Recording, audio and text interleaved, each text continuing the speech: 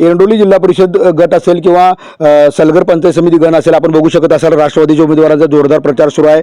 महिलांचा मोठा सहभाग आहे। उत्स्फूर्तपणे महिला या प्रचारामध्ये सहभागी झालेल्या आहेत। पुरुष मंडळी सुद्धा मोठ्या संख्येने या ठिकाणी आहेत। एरंडोली जिल्हा परिषद गटामधील चाबुस्कुळवाडीमध्ये आपण आहोत। या ठिकाणी मतदारांचा उत्स्फूर्त असा प्रतिसाद मिळतोय। जोरदार प्रचार सुरू आहे, घर टू घर प्रचार सुरू आहे।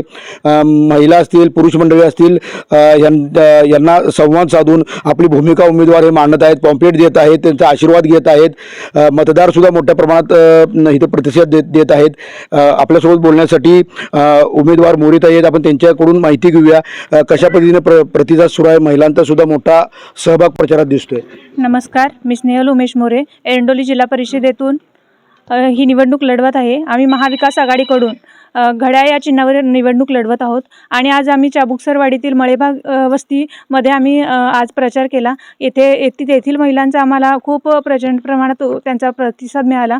त्यांनी आम्हाला मतदान करतो असं देखील सांगितलं आणि थोरा मोठ्यांच्या आशीर्वादाने आम्ही हा प्रचार संपन्न केला। महिलांचा मोठा प्रतिसाद मिळतोय। प्रचार सर्वच ठिकाणी आहे, पण वाड्या वस्ती असतील ह्या ठिकाणी प्रचार सुरू आहे। कशा पद्धतीचा प्रचार सुरू आहे? आज आम्ही चाबुकसरवाडी गावामध्ये प्रचार करत आहोत।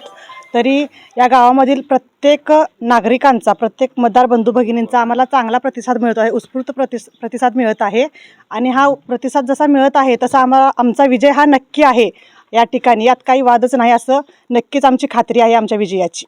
नक्कीच बघतोय की आपल्यासोबत बोलण्यासाठी ग्रामस्थ सुद्धा आहे। काय आहे इथली विकास स्थिती, काय आहे चाबुकसरवाडीचे नेमके प्रश्न कसे आहेत? आतापर्यंत इथे सत्ता आहे ती विकास आघाडीची सत्ता आहे।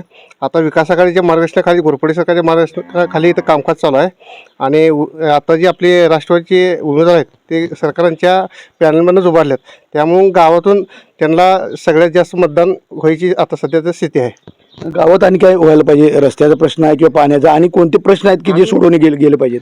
आतापर्यंत झाल्यात थोडी कामं, अजून बरीच कामं आहेत। रस्त्याची कामं आहे, लाईटीची व्यवस्था, स्ट्रीट लाईटची आहेत, पेयच्या पाण्याची व्यवस्था अजून आहे, अजून तशी भरपूर कामं शिल्लक आहेत गावात। राष्ट्रवादीच्या उमेदवारांना कसा प्रतिसाद या गावामधून मिळतोय? राष्ट्रवादीला एक नंबरचा प्रतिसाद आहे गावात। सगळ्यात जास्त मला एरंडोली जिल्हा परिषद गटात सगळ्यात जास्त प्रतिसाद आमच्या चाबुकसरवाडीत नाही त्यांना। नक्कीच बघतोय की हे गाव तसं महाराष्ट्र कर्नाटक सीमेवर असल्यासारखं गाव आहे आणि गावातील प्रश्न अनेक सोडवले गेलेले आहेत, मात्र अजून सुद्धा काही प्रश्न प्रलंबित आहेत। मात्र या ठिकाणी राष्ट्रवादीच्या उमेदवारांना मोठा प्रतिसाद मिळतोय, पाठबळ मिळतंय। रवींद्र कांबळे, बंधुता न्यूज, चाबुकसरवाडी।